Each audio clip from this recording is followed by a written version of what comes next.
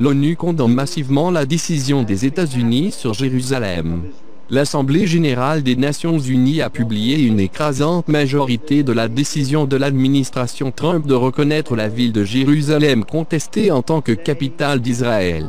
Par un vote 128-9 jeudi, les diplomates réunis à New York ont ignoré les objections américaines et ont approuvé une résolution non contraignante appelant les pays à éviter leurs ambassades à Jérusalem.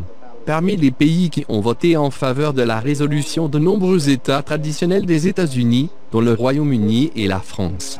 Israël, qui a célébré la décision de Trump au début du mois, a rejoint les États-Unis en votant contre la mesure. 35 pays se sont abstenus, y compris les alliés des États-Unis, le Canada et l'Australie. L'ambassadeur des États-Unis auprès de l'ONU, Nikki Haley, a répondu à la question sur la déclaration de l'ONU. Les États-Unis se souviendront de ce jour où ils ont fait l'objet d'une attaque à l'Assemblée générale pour le fait même d'exercer leurs droits en tant que nation souveraine, a déclaré Haley jeudi. Nous nous souviendrons quand nous serons appelés à faire une fois de plus la plus grande contribution du monde aux Nations Unies et nous en souviendrons quand nous appelons, comme ils font la police si souvent, à pire encore et à utiliser notre influence à leur avantage.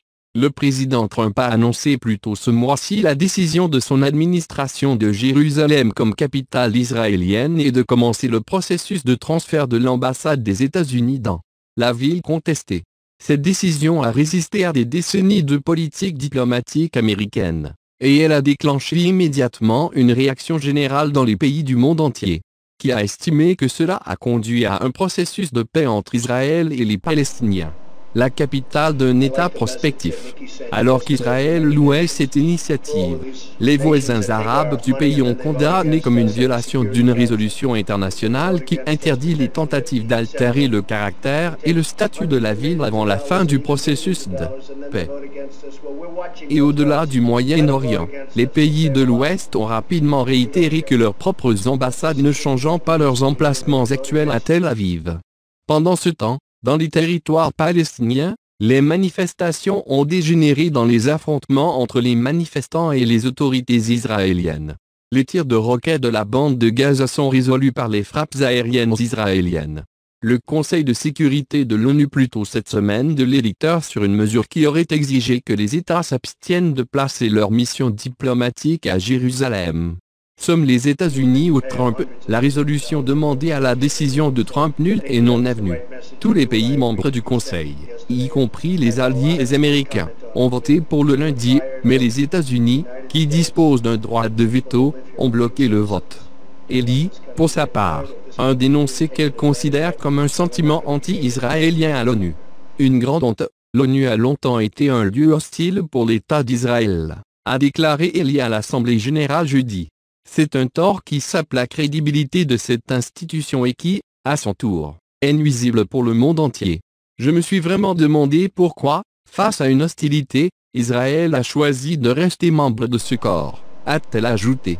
Et puis je me souviens qu'Israël a choisi de rester dans cette institution parce qu'il est important de se défendre. Le Premier ministre israélien Benjamin Netanyahu a applaudi le vote des États-Unis et a nommé Haley dans ses louanges jeudi.